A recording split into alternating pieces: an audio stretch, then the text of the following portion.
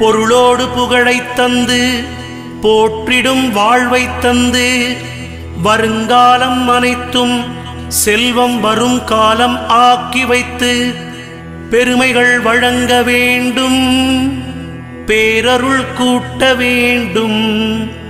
அருள்மிகு குருவே உன்னை அடிபணிந்து வணங்குகின்றேன். வருடம் ஓர் ராசி வீதம் வட்டமாய் சுழன்று வந்தே தருகிற பலனை நாங்கள் தங்கமாய் ஏற்றுக்கொள்வோம்.